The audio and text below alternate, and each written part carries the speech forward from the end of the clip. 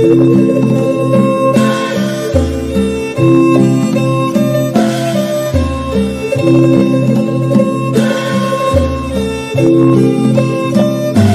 ความ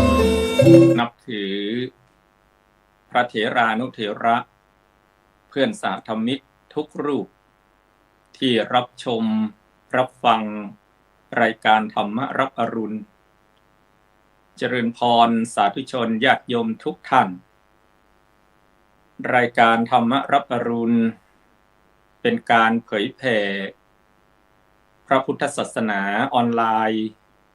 ของคณะสงฆ์ไทยโดยจะมีพระภิกษุสงฆ์ที่ทำงานด้านการเผยแผ่นำเอาสาระเรื่องราวในพระพุทธศาสนากิจการงานพระพุทธศาสนามาเล่าสู่สาธุชนทุกท่านฟังในช่วงเช้าเป็นการประดับสติปัญญาพัฒนาคุณภาพชีวิตของเราตามหลักของพระพุทธศาสนาว่าธรรมัสสวนามัยการฟังธรรมถือว่าเป็นบ่อเกิดแห่งบุญอย่างหนึ่งกาเรณะธรรมัสสวนังเอตัมมังคารมุตตมังการฟังธรรมตามกาลเวลาเป็นมงคลสูงสุดสำหรับชีวิตเรานอกจากนั้นเป็นการพัฒนาสติปัญญาที่พระพุทธเจ้าทรงตรัสว่าปัญญาจะเกิดขึ้นเบื้องต้นก็ต้องเกิดจากการฟังสุตตมยปัญญาฟังจากท่านผู้รู้ก็จะทำให้เกิดปัญญาแล้วก็นำมาสู่จินตมยปัญญาเมื่อฟังแล้วก็นำมาขบคิดพินิจพิจารณาเราก็จะได้ประโยชน์สุดท้ายก็ภาวนามยปัญญาปัญญาที่เกิดจากการเจริญทำให้มากด้วยการเจริญจิตตภาวนาสุดสูสังรัพเตปัญญังผู้ฟังด้วยดีย่อมได้รับปัญญาเพราะฉะนั้นการฟังไม่ว่าจะฟังอะไรก็แล้วแต่ถ้าเราเก็บเอาสาระมาพินิจพิจารณา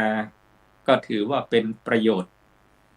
รายการธรรมรับอรุณก็นำเอาสิ่งที่เป็นข้อคิดมาเล่าสู่สาธุชนฟังทางสื่อออนไลน์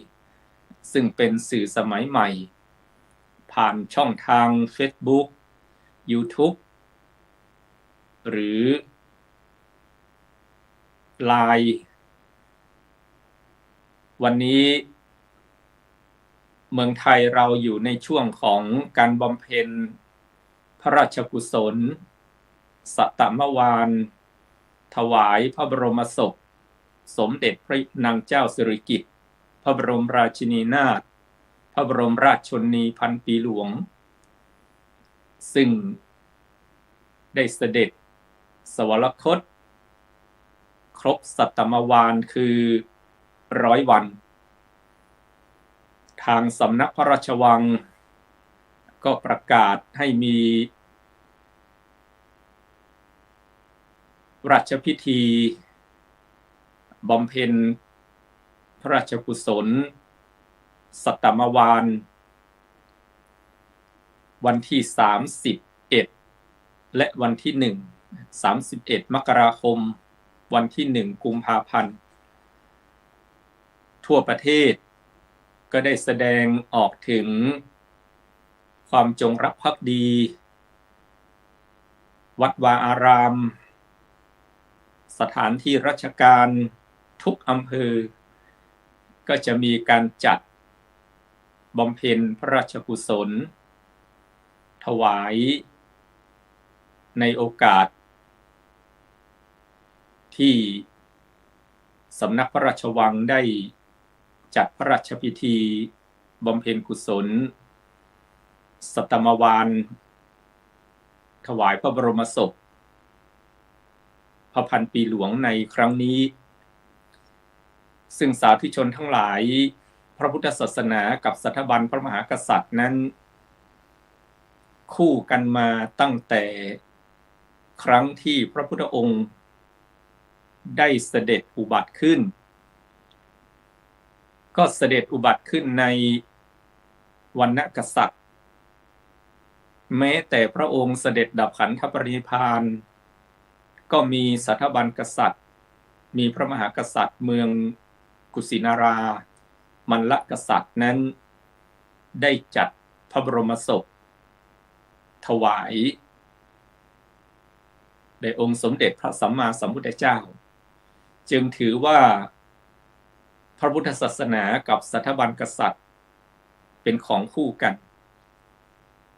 ก่อนที่พระพุทธองค์จะเสด็จลงจากสวรรค์ชั้นดุสิตมาประสูติการที่พระครรภ์ของพระนางสิริมหามายาพระมารดานั้นตามตำนานพระพุทธศาสนาประวัติศาสตร์พระพุทธศาสนาได้บันทึกว่าพระองค์ทรงเลือกมหาวิโลกนะ5ประการ 1. ทรงเลือกทวีป 2. ทรงเลือกประเทศ 3. ทรงเลือกวรรณะหรือตระกูล 4. ทรงเลือกพระมารดาและ 5. ทรงเลือกการเวลา5ประการนี้เรียกว่ามหาวิโลกนะ5ประการพระโพธิสัตว์สัมมาสัมพุทธเจ้าของเราเลือกทวีปก็ทรงเลือกเอาทวีปชมพูทวีปนี้เป็นสถานที่รองรับพระวรกายไม่เลือกทวีปอื่นอีกซึ่งตามตำรานั้นมี4ทวีปก็เลือกชมพูทวีปเป็นสถานที่รองรับพระวรกายเลือกประเทศที่จะรองรับพระวรกายนั้นต้องเป็นดินแดนที่ผู้นำมีศีลมีธรรมดินแดนแห่งสันติสุขพระองค์ก็ทรงเลือกสักกะชนบทเมืองกบิลพัสต์ดังที่เราทราบกันแล้วก็ทรงเลือกวรรณะหรือทรงเลือกวรรณตระกูลซึ่งวรรณะของคนชมพูทวีปในสมัยนั้นเมื่อ 2,600 กว่าปีก็มี4วรรณะดังที่เราทราบกันวรรณะหลักๆวรรณะพราหมณ์มีหน้าที่ในการศึกษาเราเรียนสั่งสอนศิลปวิทยาวรรณะกษัตริย์มีหน้าที่ในการปกครองป้องกันประเทศวรรณะแพทย์มีหน้าที่ในการทำมาค้าขายสร้างหลักสร้างฐานทางเศรษฐกิจให้กับบ้านเมืองวรรณสูตรมีหน้าที่ในการทำงานใช้แรงเช่นชาวไร่ชาวนาเกษตรกร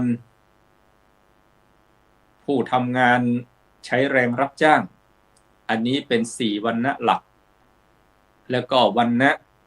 ที่มีอีกอันหนึ่งเป็นคนนอกวรรณะที่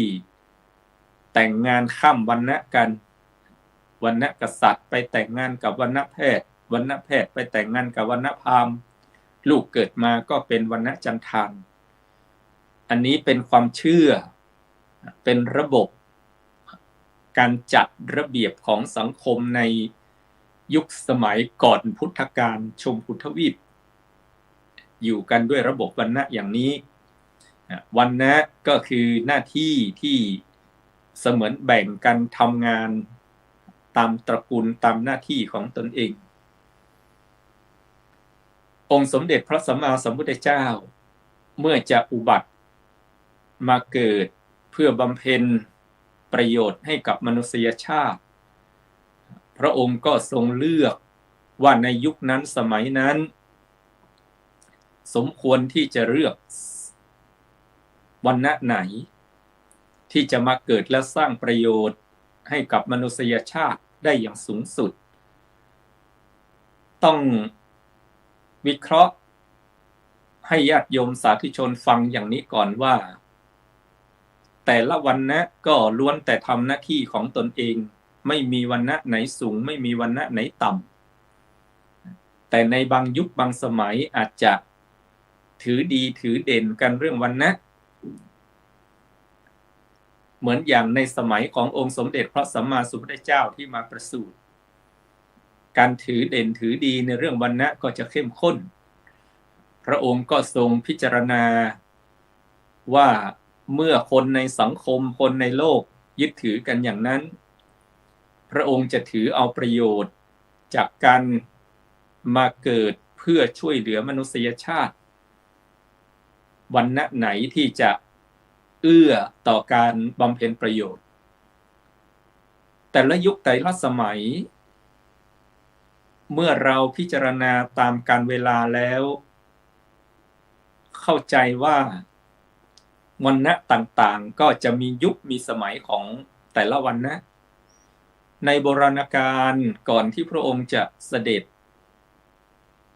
ประสูติการนั้นคงจะเป็นยุคของวรรณพราหมณ์กษัตริย์ก็ต้องเชื่อถือพราหมณ์แพทย์ก็ต้องนับถือพราหมณ์สูตรก็ยกให้พราหมณ์เป็นใหญ่แม้แต่ในยุคที่องค์สมเด็จพระสัมมาสัมพุทธเจ้าประสูติมาพราหมณ์ก็ยังมีอิทธิพลแต่ในยุค 2,600 ปีที่พระพุทธเจ้าประสูติมานั้นวรรณะที่กำลังครองแผ่นดินก็คือวรรณะกษัตริย์ผู้ปกครองมีอำนาจมีอิทธิพลเหนือวรรณะใดๆหากไปในอนาคตข้างหน้าโลกเราก็คงจะหมุนเวียนเปลี่ยนไปเหมือนอย่างยุคเราในปัจจุบันนี้ก็เหมือนจะเป็นยุคของวรรณแพทย์ก็คือพ่อค้านายทุนจะเป็นผู้มีอิทธิพลเราจะเห็นได้ว่าหลายประเทศก็เปลี่ยนการปกครองจากกษัตริย์นักรบทหารมาเป็นพ่อค้านายทุนเป็นท่านในสมัยพุทธกาลชมพูทวีปก็คือวรรณแพทย์พ่อค้ายกตัวอย่างในอเมริกาก็มีพ่อค้าเป็นประธานาธิบดีหลายๆประเทศเราจะเห็นว่าเปลี่ยนการปกครองจากวรรณพราหมณ์จากวรรณกษัตริย์มาสู่วรรณแพทย์ไม่แน่ต่อไปในอนาคต 2,000-3,000 ปีข้างหน้าวรรณสูตรก็คือประชาชนจะเสมอกันไม่มีคนชั้นสูงไม่มีคนชั้นต่ำวรรณสูตรอาจจะเป็นใหญ่ในแผ่นดินปัจจุบันนี้ก็มีให้เราเห็นแล้วบางประเทศพรรคการเมืองก็มีพรรคแรงงานมีพรรคคนชั้นกรรมกรมีพรรคเกษตรกรบางประเทศต้องอาศัยคนวรรณสูตรนี้ขับเคลื่อนประเทศขับเคลื่อนเศรษฐกิจพอถึงเทศกาลต่างๆคนวรรณะล่างที่ทำงานเกี่ยวกับการเกษตรเกี่ยวกับกรรมกรแบกหามหยุดทำงานชนชั้นอื่นๆก็แทบจะง่อยเปรี้ยเสียกำลังเหมือนกันเพราะฉะนั้นเรื่องของวรรณะนี้มันเป็นวิวัฒนาการของโลกเข้าใจว่าอย่างนั้นในยุคสมัยที่องค์สมเด็จพระสัมมาสัมพุทธเจ้าทรงอุบัติขึ้นก็อยู่ในช่วงความรุ่งเรืองของวรรณกษัตริย์พระองค์ก็จงทรงเลือกตระกูลกษัตริย์มาประสูติแล้วทรงเลือกพระมารดา มารดาของพระพุทธเจ้าต้องเป็นผู้ที่ทรงบำเพ็ญบารมีมาร่วมกันทรงเป็นผู้ที่มีอุดมการณ์ในการที่จะไปสู่เป้าหมายก็คือการบรรลุโพธิญาณขององค์สมเด็จพระสัมมาสัมพุทธเจ้าที่สำคัญก็คือเมื่อประสูติการพระโพธิสัตว์มาแล้วจะต้องเสด็จสวรคตภายใน7 วันเพราะเป็นธรรมเนียมเป็นสิ่งที่พระโพธิสัตว์ทุกพระองค์รับรู้รับทราบกันว่าเมื่อประสูติการ7 วันแล้วพระมารดาจะต้องเสด็จสวรคตด้วยเหตุว่าไม่อยากให้หรือเป็นธรรมเนียมว่าสัตว์อื่นจะมาเกิดร่วมกับพระโพธิสัตว์นั้นไม่ควรและเช่นเดียวกันพระมารดาขององค์สมเด็จพระสัมมาสัมพุทธเจ้าพระองค์ก็ทรงเลือกพระนางสิริมหามายามเหสีราชเทวีของพระเจ้าสุโธทนะผู้เป็นพระราชบิดาปกครองแคว้นกบิลพัสแคว้นสักกะเมืองกบิลพัสที่พระพุทธเจ้าทรงเลือกที่จะมาประสูติก็เลือกพระมารดาได้พระนางสิริมหามายาเทวีทรงเลือกการเวลาที่พระพุทธเจ้าแต่ละพระองค์จะมาประสูตินั้นไม่เสมอกันบางยุคบางสมัยพระพุทธเจ้ามาประสูติในช่วงการเวลาของคนอายุยืนในสมัยขององค์สมเด็จพระสัมมาสัมพุทธเจ้าของเรานี้พระองค์ก็ทรงพิจารณาว่าหากผู้คนมีอายุยืนยาวเกินไปก็จะประมาทเลินเล่อในการดำเนินชีวิต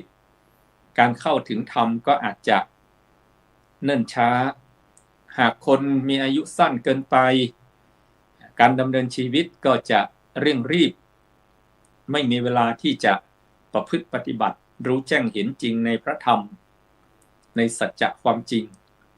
พระองค์ก็ทรงเลือกการเวลาของคนในช่วงที่มาประสูติเป็นพระศาสดาเอกของโลกนั้นอยู่ในช่วง80 ปีถึง120 ปีแม้องค์สมเด็จพระสัมมาสัมพุทธเจ้าเองพระองค์ก็มีพระชนมายุ80 ปีเพราะอยู่ในช่วงที่เหมาะสมคนจะไม่ประมาทในการดำเนินชีวิต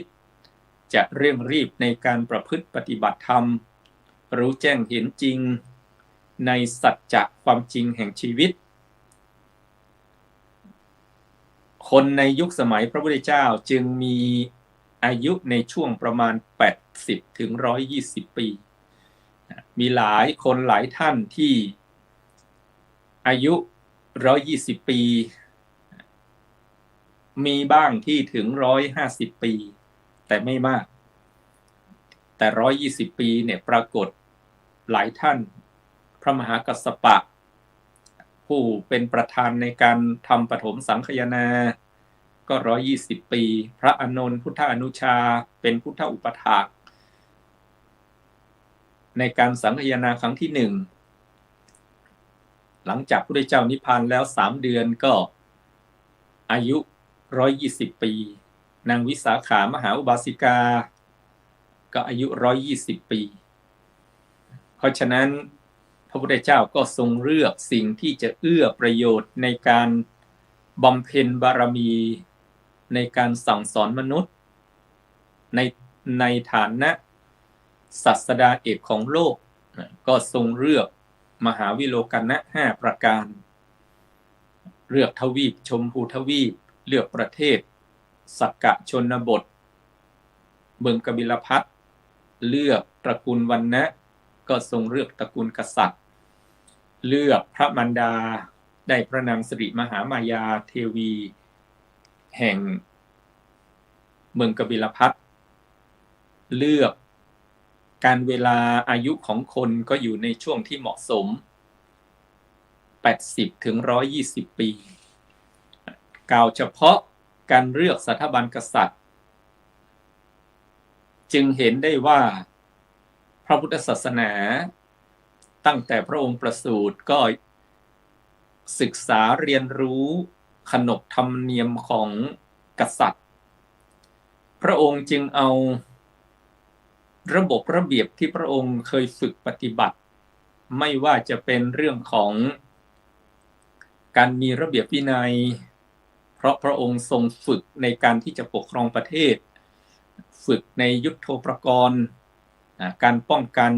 ประเทศจึงมีระเบียบวินัยเมื่อพระองค์มาตั้งศาสนาเป็นพระศาสดาเอกของโลกพระองค์จึงเอาระเบียบเหล่านั้นขนบธรรมเนียมเหล่านั้นมาฝึกคนทุกชนทุกเหล่าไม่มีชนชั้นวรรณะพราหมณ์กษัตริย์แพทย์สุดแม้แต่คนจันทานพระองค์ก็ไม่มีกำแพงขวางกั้นสามารถที่จะบวชเป็นภิกษุภิกษุณี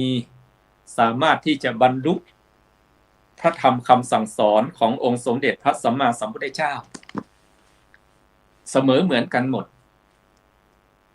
แล้วพระองค์ก็เอาระบบระเบียบของสิ่งที่พระองค์มีประสบการณ์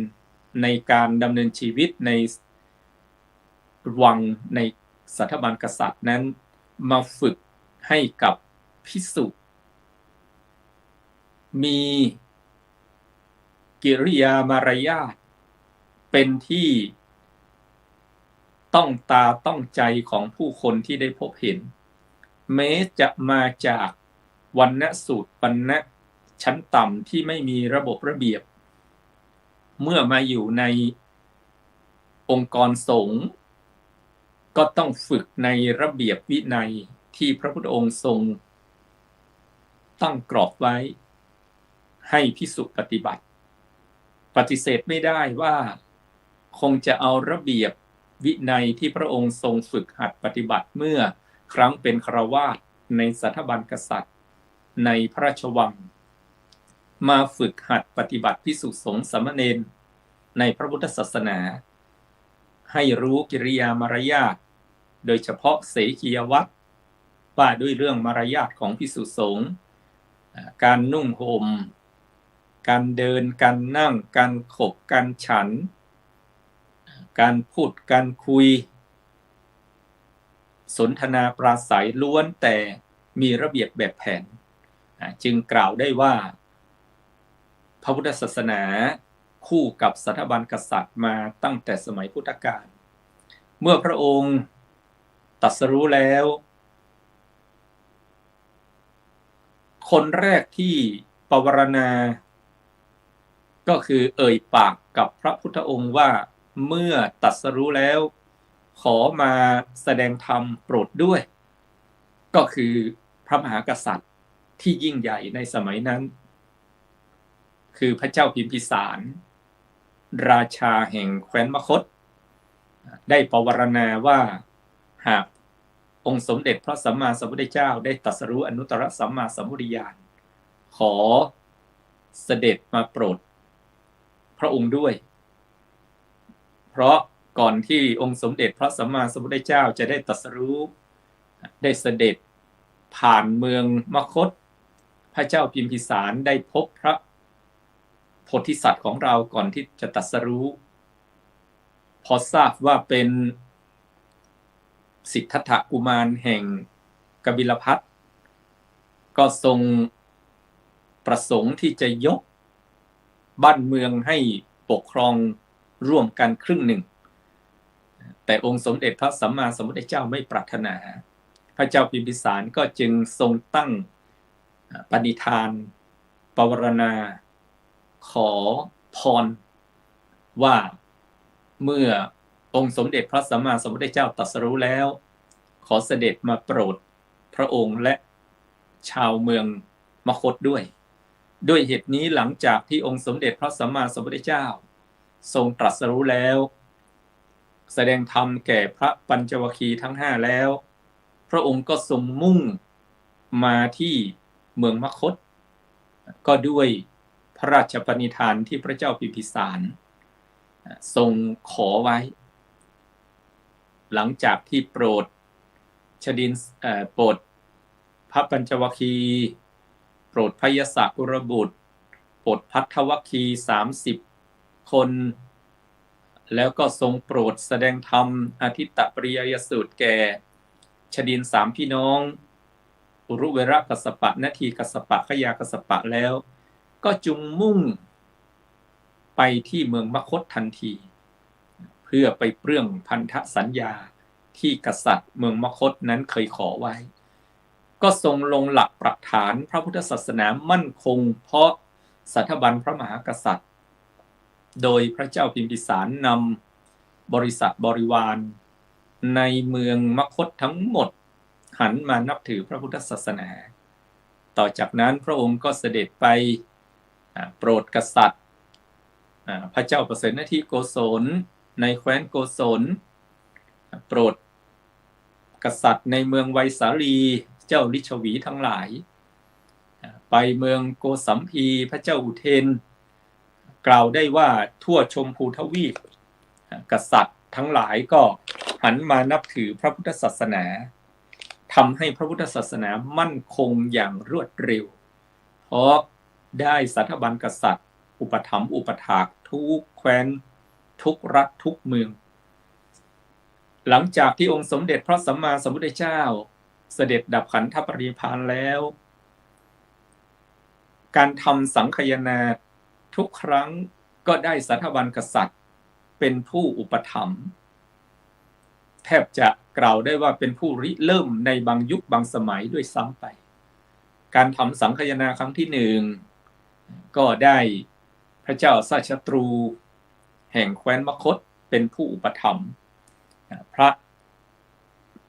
การทำสังฆาครั้งที่3ก็ได้พระเจ้าอโศกมหาราชแห่งเมืองปาตาลิบุตรเป็นผู้อุปถัมภ์และก็เป็นผู้ริเริ่มในการที่ดำริให้พระสงฆ์ทำสังคายนารวบรวมพระธรรมวินัยเพราะฉะนั้นจึงเล่าสู่สาธุชนญาติโยมทั้งหลายฟังในโอกาสที่เมืองไทยเรามีพระราชพิธีบำเพ็ญพระราชกุศลสัตตมวาลถวายพระบรมศพสมเด็จพระนางเจ้าสิริกิติ์พระบรมราชินีนาถพระบรมราชชนนีพันปีหลวงครบ100 วันแห่งการเสด็จสวรรคตทั่วประเทศไทยและชาวไทยทั่วโลกแสดงออกถึงความจงรักภักดีและหนีไม่พ้นจะมีพระราชพิธีทางพระพุทธศาสนามาเกี่ยวข้องบำเพ็ญกุศลทางพระพุทธศาสนาเป็นหลักศาสนาอื่นก็แสดงความจงรักภักดีในโอกาสที่ครบ100 วันนี้ด้วยเพราะฉะนั้นขอบุญกุศลที่สาธุชนญาติโยมทั้งหลายได้กระทำบำเพ็ญตลอดชีวิตจงเป็นตบะพระวะปัจจัยอำนวยอวยผลให้เรามีความสุขความเจริญให้เจริญด้วยอายุวรรณะสุขภระปฏิภาณธนสารธรรมสารสมบัติสุขภิพัฒนมงคลด้วยกันทุกคนทุกท่านเทอญเจริญพร